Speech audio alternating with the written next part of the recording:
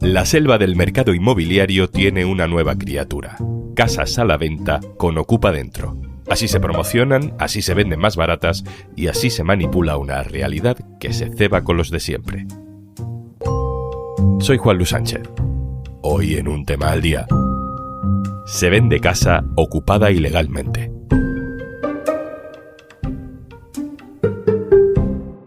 Una cosa antes de empezar. ¿Quieres digitalizar tu negocio? El programa Kit Digital te ayuda con bonos digitales de hasta 29.000 euros. Te cuento más al final del episodio. Bucear en internet buscando piso, buscando casa para comprar es un proceso desesperante, frustrante. Todo es muy caro y sabes que si tardas en comprar, más caro se va a poner. Pero los que tengan las webs más trilladas quizás se hayan dado cuenta de que han aparecido algunos pisos extrañamente baratos. Son pisos normalmente en barrios de trabajadores, pero más baratos que otros pisos de la zona, o incluso más baratos que pisos del mismo bloque. ¿Por qué son tan baratas? Porque los pisos no están vacíos. Dentro vive gente como María. Me llamo María, tengo una hija adolescente y ahora mismo tengo problemas con mi contrato de alquiler. Estoy en un piso en el que tengo un contrato de alquiler social. En su momento esta vivienda fue propiedad de mis padres, pero la perdieron por motivos de la crisis y demás. Y a raíz de esto me hacen el contrato de alquiler social. Siempre he intentado llegar a un acuerdo con esta empresa para que me renovaran el contrato o que me renovaran el contrato a precio de mercado o un contrato con opción a compra o incluso poder acceder a la compra con apoyo familiar, ya que son muchos años aquí. Hemos ido ya a un juicio en el que el fallo sale favorable para mí, pero siguen sin querer renovarme en condiciones. Por si los problemas fueran pocos, María es víctima de una situación nueva, un experimento del mercado inmobiliario. Su casa, la que siempre ha sido su casa, ha sido puesta a la venta con ella dentro. Después de este juicio han puesto el piso a la venta en 2 páginas de internet y yo sigo sin saber a día de hoy absolutamente nada sobre el estado en el que está la vivienda, sobre mi contrato. Y solo sé que cada cierto tiempo viene aquí gente a tocarme la puerta y a ofrecerme una compensación económica, como lo llaman, para que me vaya. Y la verdad, vivir con esta incertidumbre y esta ansiedad es muy injusto cuando lo único que quieres es hacer las cosas bien y de la mejor manera. No es un caso anecdótico ni puntual, es una tendencia. También le pasa a Claudia. Hola, me llamo Claudia y vivo desde hace 14 años en un piso con un alquiler social. Piso que habíamos comprado con mi marido y en el 2013, al quedarnos sin trabajo, tuvimos que entregárselo al banco y llegamos a un arreglo de un alquiler social. Después de varios años y varias renovaciones con este alquiler social, un día mi marido, buscando algo en Wallapop, encuentra nuestro piso en venta.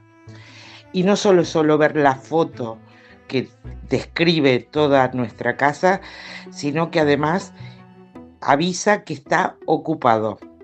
Nosotros no estamos ocupando, nosotros somos inquilinos al día de pago y después de eso, a su vez, lo hemos encontrado en varios portales de venta. En estos momentos vivimos con la ansiedad y la inseguridad que todo esto nos plantea. Jamás recibimos ni nos han avisado de que iba a ponerse a la venta. También es la inseguridad de saber hacia dónde vamos y no tener respuesta de una administración que tendría que estarnos protegiendo en este sentido. El mercado ha encontrado una nueva manera de cebarse con las víctimas de la crisis financiera de 2008. Las familias que hace unos años consiguieron salvarse del desahucio en el último momento y que encontraron una fórmula de quedarse en casa, vuelven a estar en la diana. Ahora a ellos también se les llama ocupas ilegales. David Noriega, hola. Hola, ¿qué tal? David Noriega es mi compañero del diario.es que escribe sobre vivienda, es quien ha encontrado este nuevo nicho de mercado, dirán los especuladores. David, ¿cómo te das cuenta de que hay viviendas a la venta a pesar de que tienen familias dentro que no son ocupas que se han metido a vivir, sino las familias que siempre han vivido ahí? Claro, pues los que nos dedicamos de vez en cuando a trastear por las plataformas, por los portales como Idealista, pues bueno, tú sabes que puedes ir poniendo filtros, ¿no? Entonces vas jugando con los metros cuadrados, con si es interior-exterior, vas jugando sobre todo con el precio y de repente ves, digamos, gangas, ¿no? Ves anuncios con pisos que muchas veces las fotos son fotos de la calle, no son fotos de dentro, ves un precio que te llama la atención porque dices, anda, qué precio tan barato, ¿no? Vamos a ver, y de repente pues llegas y muchas veces lo primero que te pone es solo para inversores, está ocupado sin posibilidad de visita, activo sin posesión, este tipo de cosas que ya te hacen ver que algo raro hay, ¿no? Y es que bueno, que es barato porque ni siquiera puedes verlo, vamos, lo tienes que comprar a ciegas. Entonces la pregunta de esto que podemos plantear es, bueno, ¿quién compra una casa que ni siquiera ha visto y en la que no puede entrar? La respuesta más lógica es que es alguien que no la necesita para vivir. Es solo para inversores. En ese sentido no engañan a nadie en los anuncios. Pero bueno, tú puedes tener un piso en propiedad dedicado al alquiler y en un momento dado, si lo quieres vender, lo vendes. No hay nada raro ahí. Pero esto es distinto, ¿no? Esto, por lo que me dices, es que el propio anuncio ya te informa de que el piso está ocupado, no alquilado. Pues sí, entre los filtros que aparecen normalmente en Idealista, pues tú ves el tipo de inmueble, si lo quieres para comprar o para alquilar, el precio mínimo, precio máximo, tamaño mínimo, tamaño máximo, tipo de viviendas, número de habitaciones, baños, si lo quieres con ascensor, sin ascensor, para reformar, obra nueva, bueno, un montón de cosas, ¿no? Y claro, cuando tú vas buscando, pues últimamente, en los últimos meses, veías cada vez más esto, ¿no? Entonces hace unos días, la semana pasada, me llamó la atención que apareció un nuevo filtro que era situación de la vivienda y ahí tú puedes marcar 4 pestañas, ¿no? Que sea de nuda propiedad, que sea alquilada con inquilinos, que sea ocupada ilegalmente o disponible sin ninguna de las restricciones anteriores, ¿no? Cuando vemos ocupada ilegalmente, ahí te explican que eso significa que alguien vive en la vivienda sin contrato vigente ni permiso del propietario del inmueble. Pero claro, es una definición muy abierta porque ¿qué es no tener permiso del propietario del inmueble? Una persona que está acogida a una moratoria antidesahucios, una persona que tiene un proceso judicializado porque no le quieren renovar un alquiler social. Aquí entran muchísimas cosas. Además nosotros, bueno, hablábamos con Idealista y lo que nos cuentan es que esto lo marca el propietario, por lo tanto tampoco hay un control de qué tipo de viviendas están aquí, ¿no? Ellos calculan que hay unas 20.000 viviendas en esta situación y de hecho en algunos anuncios lo que encontrábamos era también un mensajito que decía que bueno, que si en el momento de la firma de la compra esa vivienda ya no estaba ocupada, pues que el precio cambiaría. David, tú nos has presentado a Claudia, a María, que han querido hablar con nosotros, que viven en estos pisos que compraron en su día, pero que perdieron su capacidad de decidir sobre ello porque no podían pagar la hipoteca, aunque luego sí han seguido viviendo allí con este tipo de medidas de protección social. ¿Todos los casos que has encontrado más o menos tienen este mismo origen? ¿Gente que tenía hipoteca y la perdió? Sí, hemos encontrado varios casos de personas que en la anterior crisis financiera, en 2008, pues se vieron abocadas a dejar de pagar su hipoteca, que en muchos casos pudieron pactar con los bancos pues una dación en pago, un alquiler social, que esas viviendas luego pasaron a manos de fondos de inversión, de fondos buitre, que luego han ido cambiando de manos y que en un momento dado se han encontrado en Idealista su propia vivienda en venta y es ahí donde digamos que donde empiezan los problemas para estas familias. En el caso de Claudia ya nos decía, bueno, a mí me queda un alquiler, yo tengo un contrato en vigor hasta 2027 y el miedo que tienen es, bueno, si cambia la propiedad, cuando se me acaba el contrato, ¿qué va a pasar? Me van a echar porque es verdad que tú cuando compras una vivienda la compras con unos derechos y con unas obligaciones. Si tú no necesitas la vivienda para vivir en ella, ese contrato se tiene que mantener. Pero claro, ¿qué pasa cuando se acaba ese contrato? Parece evidente, pero hay que remarcarlo porque muchas veces se hace esta gran caricatura del cara dura que se queda a vivir en un sitio sin pagar, sobre todo si los anuncias en una web como ocupación ilegal. ¿Qué tipo de perfil, David? ¿Qué tipo de familia suele estar en esta situación?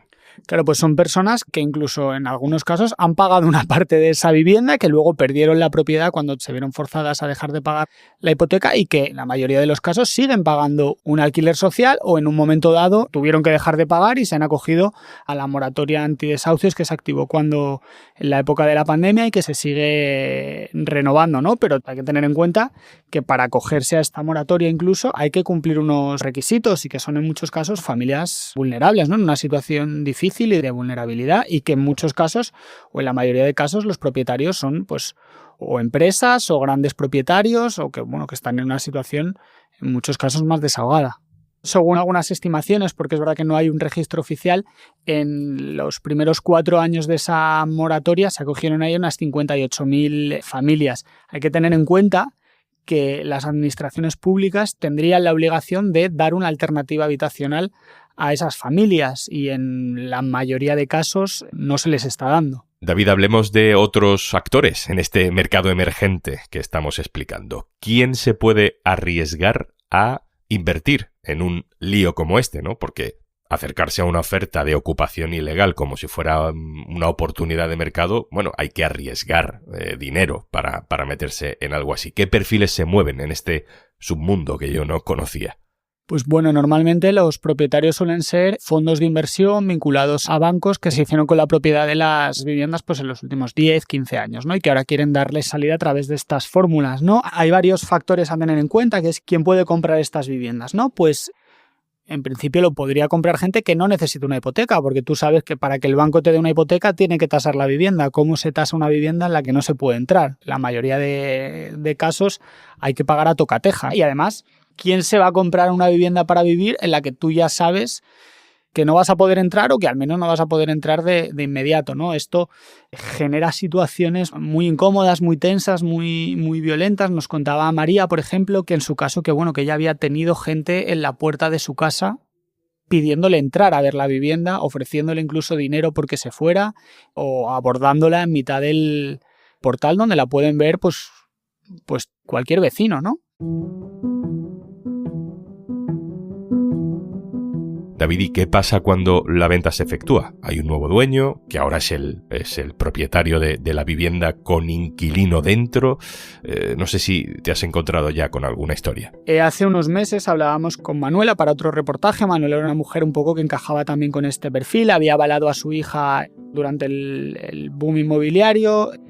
Perdió la propiedad de su vivienda tras el estallido de la crisis financiera, mantuvo un alquiler social, hubo unos cambios de propiedad de su vivienda y estaba, era un proceso que estaba judicializado, ¿no? Unos días antes de Navidad encontró su vivienda en Idealista y llegó un momento en el que la nueva propiedad le mandó a una empresa de desocupación. Entonces, son situaciones en las que incluso en los propios anuncios los vendedores advierten que los gastos de desocupación de esa vivienda corren a cargo de los nuevos propietarios, ¿no? ¿Cómo desocupas una vivienda en la que vive gente que tiene un título válido para vivir? Pues con este tipo de nuevos actores, por llamarlos de alguna manera, en el mercado inmobiliario. David Noriega, muchas gracias. Gracias a vosotras. Sabemos que en uno de esos principales portales inmobiliarios, nos lo acaba de contar David, hay hasta 20.000 pisos bajo el epígrafe de ocupado ilegalmente, como si alguien hubiera entrado en casa de alguien para quedársela. Pero sabemos que no es así. Es inevitable entonces preguntarse por qué se pone esa etiqueta como argumento de venta. ¿Qué hay detrás de eso? Irene Sabaté, hola. Hola, ¿qué tal? ¿Cómo estáis? Irene Sabaté es antropóloga social, profesora de la Universidad de Barcelona. Irene, tú abordas con frecuencia todos estos procesos especulativos del sector inmobiliario. Después de todo lo que nos ha contado David, ¿qué crees tú que hay detrás de este fenómeno que además aboca a personas vulnerables a un nuevo riesgo de desahucio? Sí, lo que parece es que es un fenómeno, de hecho, muy sintomático de los desarrollos y la evolución que está teniendo el mercado inmobiliario, ¿no?, en nuestro país.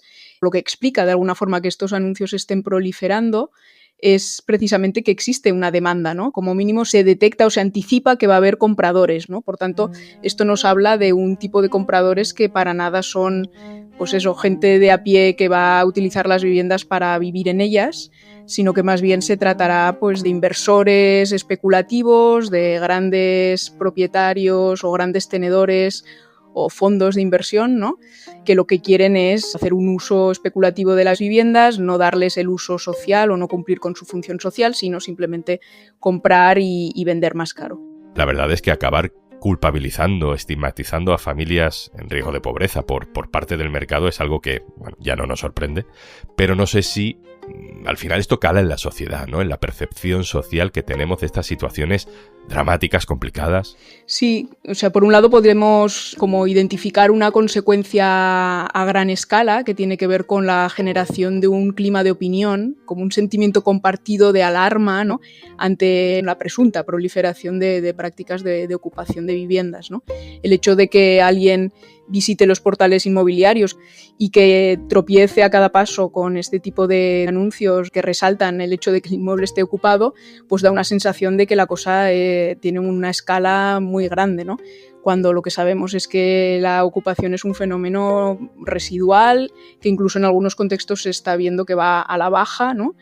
La aparición de estos anuncios contribuye a generar este clima de alarma, ¿no? Que por otro lado genera también toda una economía, ¿no? De los sistemas de alarmas, de los dispositivos de seguridad, en fin, como sabemos también hay otros intereses económicos detrás de todo esto, ¿no? Hay que mirar un poco también a quién aprovecha, ¿no? Y a quién interesa los fenómenos sociales, ¿no? Y en este caso, pues la aparición de estos anuncios de pisos supuestamente ocupados, lo que permite o lo que impulsa es la creación de estas economías de la desocupación, ¿no? Estas empresas que están proliferando, que se dedican a los desalojos extrajudiciales. Casi te diría que es un término eufemístico, ¿no? Porque en realidad lo que encubren y lo que conllevan es toda una gradación de violencias, desde las intimidaciones o el incentivar a la gente para que se marche mediante alguna transferencia económica hasta formas de violencia totalmente abiertas, ¿no? Irene Sabaté, muchísimas gracias. Gracias a vosotras. Hasta pronto.